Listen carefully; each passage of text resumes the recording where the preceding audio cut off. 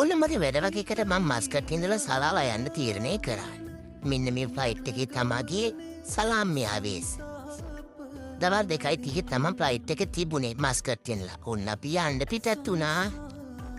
පටන් ගත්ත වෙලේ ඉඳන් උඩට ගන්න කොහොමත් ෆ්ලයිට් එක දිගින් ගාලා ගෙහෙනවනේ.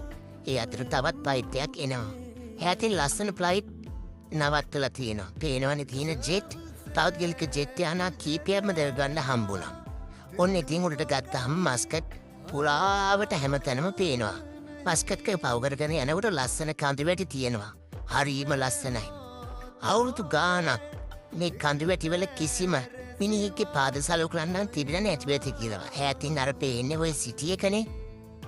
කොච්චර පොඩිවලද පේන්නේ කියලා හිතෙනවා. මස්කට් ඉඳලා සලාලා යනකම්ම තියෙන්නේ තනිකරම කාන්තාරේ. පේනවා නේද අවුරුදු මිලියන ගානක්. මේ විදිහටම තිබිලා දහිවතුර ගලාගෙන ගිහුව පාරවල් ඒ විදිහටම තියෙනවා. හරියට හඳේ තියෙන ආවාට වගේ.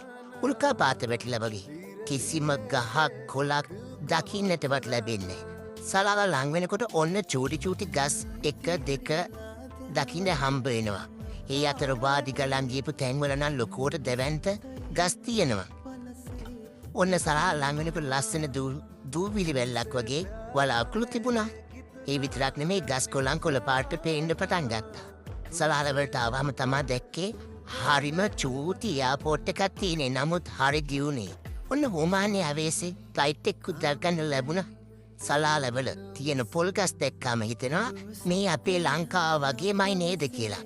මැද පෙරතික කාන්තාරික රටක් වුණත් හොමානේ සලාලා විතරයි මේ වගේ ලස්සනට හරි අපූර්වට කොළ පාට ගස් තියෙන්නේ.